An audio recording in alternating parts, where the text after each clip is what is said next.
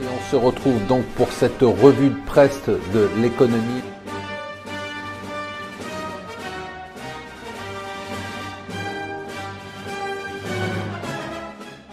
Bonjour et bienvenue sur Mon Financier pour le Morning Zapping. Nous sommes le mardi 17 juillet.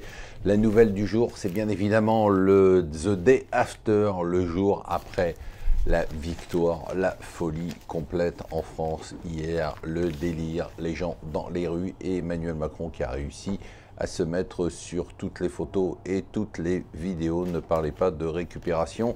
Le Figaro s'est procuré le rapport CAP 22 sur les économies à faire et prévoit ce rapport la possibilité de faire jusqu'à 30 milliards d'économies. Bon, il faudra faire quand même beaucoup de sacrifices dans de nombreux domaines, notamment dans le domaine des collectivités locales pour éviter les doublons.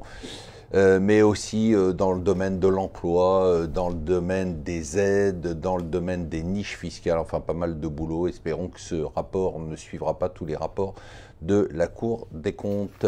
C'est étonnant, lui il n'en finira pas de nous étonner. Avant-hier, il avait désigné la Russie comme un des ennemis des États-Unis. Et puis hier, il a fait ami-ami à Helsinki avec Poutine en disant tout simplement qu'il ne condamnait pas Poutine pour son ingérence dans les élections américaines, puisqu'il était persuadé, parce que Poutine lui avait vraiment affirmé qu'il n'était pas impliqué dedans, que finalement Poutine avait raison et qu'il lui faisait confiance, et aujourd'hui probablement qu'il va l'insulter à nouveau. Ça y est, après 12 ans de pouvoir, Lloyd Blankfein quitte la direction de Goldman Sachs, assez étonnant, bilan contrasté, enfin belle réussite bien évidemment pour Goldman Sachs. En termes de cours, on est 50% seulement au-dessus du cours de 2006, je dis seulement parce que le S&P est largement au-dessus.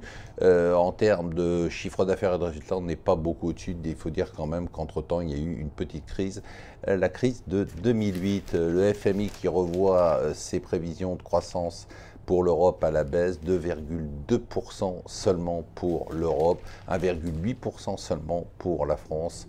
C'est moins bon, bien évidemment, les pays qui cartonnent, c'est les États-Unis, c'est avec 2,7%, l'Inde et même l'Espagne avec 2,8%. Alors les planètes sont toutes alignées pour un secteur, c'est l'automobile française, record absolu de vente de véhicules par Renault et Peugeot. Voilà, je vous souhaite une excellente journée.